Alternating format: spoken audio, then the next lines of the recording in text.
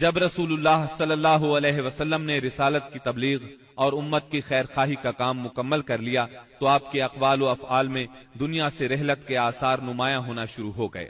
آپ نے 10ویں سال رمضان میں 20 دن کا اعتکاف فرمایا اور سیدنا جبریل علیہ السلام نے آپ کو 2 مرتبہ قرآن کا دور کرایا۔ آپ نے اپنی صاحبزادی فاطمہ رضی اللہ عنہا سے فرمایا، میں سمجھتا ہوں میرا آخری وقت آ چکا ہے۔ سیدنا معاذ بن جبل رضی اللہ عنہ کو یمن کی طرف روانہ فرمایا تو انہیں وصیت فرمائی، اے معاذ، غالباً اس سال کے بعد تم مجھ سے ملاقات نہ کر سکو گے اور میری اس مسجد اور میری قبر کے پاس سے گزرو گے۔ یہ سن کر سیدنا معاذ بن جبل رضی اللہ عنہ رونے لگے۔ آپ نے حجۃ الوداع میں کئی بار کہا، غالباً میں تم لوگوں سے اپنے اس سال کے بعد نہ مل سکوں گا، غالباً اس سال کے بعد حج نہ کر سکوں گا۔ اسی طرح الیوم اکملت لکم دینکم اور اذا جاء نصر اللہ کا نزول اسی بات کا پیغام تھا کہ آپ دنیا میں اپنی مہم سے فارغ ہو چکے ہیں، اور اسی وجہ سے اس حج کا نام حجۃ الوداع رکھا گیا، کیونکہ آپ نے اپنے رب سبحانہ و تعالی کی طرف منتقل ہونے کے لیے لوگوں کو الوداع کہا۔ اوائل سفر 11 ہجری میں آپ احد تشریف لے گئے اور شہداء کے لیے اس طرح دعا کی گویا زندوں اور مردوں سے رخصت ہو رہے ہیں۔ پھر واپس آ کر ممبر پر تشریف فرما ہوئے اور فرمایا، میں تمہارا پیش رو ہوں اور تم پر گواہ ہوں، اللہ کی قسم اس وقت اپنا حوض دیکھ رہا ہوں، مجھے زمین یا زمین کے خزانوں کی کنجیاں دی گئیں، اللہ کی قسم مجھے تم پر یہ خوف نہیں کہ تم میرے بعد شرک کرو گے، بلکہ اس کا اندیشہ ہے کہ دنیا میں ایک دوسرے سے آگے نکلنے کی دوڑ میں لگ جاؤ گے۔ ماہ سفر کے آخر میں آپ رات کے وقت بقیع غرقد تشریف لے گئے، اہل بقیع کے لیے دعائے مغفرت کی اور فرمایا، ہم بھی تم سے آن ملنے والے ہیں۔ ماہ سفر کے آخری پیر کو رسول اللہ صلی اللہ علیہ وسلم ایک جنازے میں بقیع تشریف لے گئے۔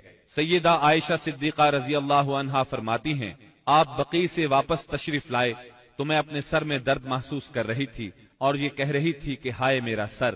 یہ سن کر آپ نے فرمایا، بلکہ میں واللہ اے عائشہ ہائے میرا سر۔ یہ آپ صلی اللہ علیہ وسلم کی بیماری کی ابتدا تھی، اس کے باوجود آپ باری باری سب بیویوں کے پاس دن گزارتے رہے، یہاں تک کہ مرض میں شدت آ گئی۔ اس وقت آپ سیدہ میمونہ رضی اللہ عنہا کے گھر میں تھے اور پوچھ رہے تھے، کل میں کہاں رہوں گا، میں کل کہاں رہوں گا؟ مطلب یہ تھا کہ مجھے سیدہ عائشہ رضی اللہ عنہا کے ہاں رہنے دیا جائے۔ چنانچہ ازواج مطہرات نے اجازت دے دی کہ آپ جہاں چاہیں رہیں۔ آپ سیدنا فضل بن عباس اور سیدنا علی رضی اللہ عنہما کے سہارے پاؤں زمین پر گھسیٹتے ہوئے نکلے اور سیدہ عائشہ صدیقہ رضی اللہ عنہا کے گھر منتقل ہو گئے۔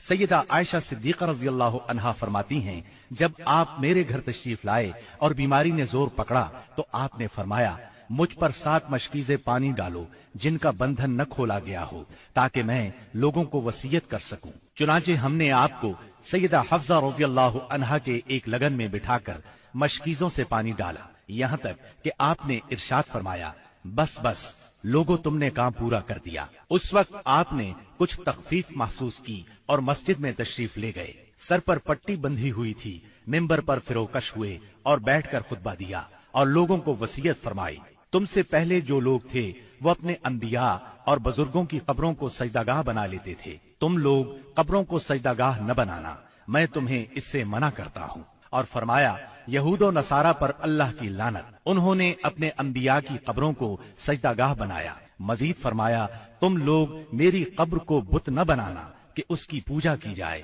پھر آپ نے خود کو قصاص کے لیے پیش کیا، انصار کے متعلق خیر کی وصیت فرمائی۔ پھر فرمایا، ایک بندے کو اللہ نے اختیار دیا کہ وہ دنیا کی چمک دمک اور زیب و زینت میں سے جو چاہے لے لے، یا اللہ کے پاس جو کچھ ہے اس کو اختیار کرے، تو اس بندے نے اللہ کے پاس جو کچھ ہے اس کو اختیار کیا ہے۔ سیدنا ابو سعید خدری رضی اللہ عنہ فرماتے ہیں، یہ سن کر ابو بکر صدیق رضی اللہ عنہ رونے لگے اور فرمایا، ہم اپنے ماں باپ کے ساتھ آپ پر قربان۔ ابو سعید خدری رضی اللہ عنہ فرماتے ہیں، ابو بکر صدیق رضی اللہ عنہ کی اس بات پر ہمیں حیرت ہوئی، لیکن چند دن بعد معلوم ہوا کہ جس بندے کو اختیار دیا گیا تھا وہ خود رسول اللہ صلی اللہ علیہ وسلم تھے، اور ابو بکر ہم سب سے زیادہ صاحب علم تھے کہ بات کو اسی وقت سمجھ گئے تھے۔ اس کے بعد رسول اللہ صلی اللہ علیہ وسلم نے ابو بکر صدیق رضی اللہ عنہ کی تعریف کی اور ان کے دروازے کے سوا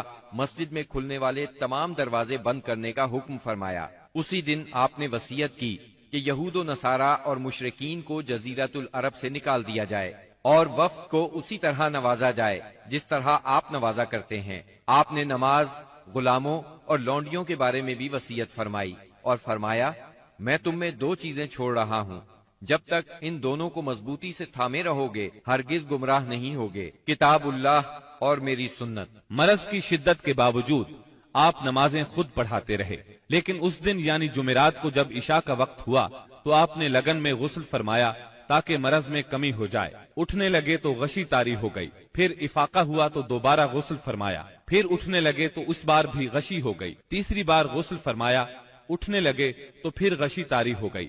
آخر آپ نے ابو بکر صدیق رضی اللہ عنہ کو کہلا بھیجا کہ وہ لوگوں کو نماز پڑھائیں۔ چنانچہ اس وقت سے بقیہ ایام میں ابو بکر صدیق رضی اللہ عنہ نے نماز پڑھائی۔ آپ کی حیات مبارکہ میں ابو بکر صدیق رضی اللہ عنہ نے 17 نمازیں پڑھائیں۔ ہفتہ یا اتوار کو رسول اللہ صلی اللہ علیہ وسلم نے کچھ افاقہ محسوس فرمایا، چنانچہ 2 آدمیوں کے سہارے سے ظہر کی نماز کے لیے تشریف لے آئے۔ اس وقت سیدنا ابو بکر صدیق نماز پڑھا رہے تھے۔ آپ کی آمد کو محسوس کرتے ہی ابو بکر صدیق پیچھے ہٹے، لیکن آپ نے اشارے سے روک دیا اور پھر ابو بکر صدیق رضی اللہ عنہ کے پہلو میں بیٹھ کر نماز پڑھائی۔ اس نماز کی صورت یہ تھی کہ آپ کو دیکھ کر ابو بکر صدیق اور ابو بکر صدیق کو دیکھ کر دوسرے لوگ نماز کے ارکان ادا کرتے جاتے تھے۔ 12 ربیع الاول پیر کے دن حجرہ مبارک سے آپ نے پردہ اٹھا کر دیکھا تو صحابہ فجر کی نماز میں خشوع اور خضوع سے مشغول تھے۔ یہ منظر دیکھ کر آپ خوشی سے مسکرا دیے۔ مسلسل علالت کے باعث کمزوری بہت ہو گئی تھی۔ سیدہ عائشہ صدیقہ رضی اللہ عنہا کا سہارا لے کر لیٹ گئے۔ اسی روز یا اسی ہفتے میں کسی روز آپ نے سیدہ فاطمہ رضی اللہ عنہا کو بلایا اور کچھ سرگوشی کی، وہ سن کر رونے لگی، پھر کچھ سرگوشی کی تو وہ ہنسنے لگی۔ سیدہ عائشہ نے پوچھا تو چھپا گئیں، لیکن نبی صلی اللہ علیہ وسلم کی وفات کے بعد انہوں نے بتایا کہ پہلی مرتبہ آپ صلی اللہ علیہ وسلم نے فرمایا تھا کہ آپ اپنے اسی مرض سے وفات پا جائیں گے۔ یہ سن کر میں روئی۔ پھر آپ نے فرمایا کہ آپ کے اہل و عیال میں سب سے پہلے میں آپ سے ملوں گی، اس لیے میں ہنسی تھی، اور آپ نے انہیں یہ بشارت بھی دی تھی کہ آپ ساری خواتین جنت کی سردار ہیں۔ دن جیسے جیسے چڑھ رہا تھا آپ پر بار بار غشی طاری ہو رہی تھی۔ سیدہ فاطمہ رضی اللہ عنہا یہ دیکھ کر بولی، ہائے میرے باپ کی بے چینی۔ آپ نے ان کے الفاظ سنے تو فرمایا، آج کے بعد تمہارا باپ کبھی بے چین نہیں ہوگا۔ پھر آپ نے حسن اور حسین رضی اللہ عنہما کو چوما، ازواج مطہرات کو بلا کر واعظ و نصیحت فرمائی۔ ادھر لمحہ بلمحہ تکلیف بڑھتی جا رہی تھی اور اس زہر کا اثر بھی ظاہر ہونا شروع ہو گیا تھا۔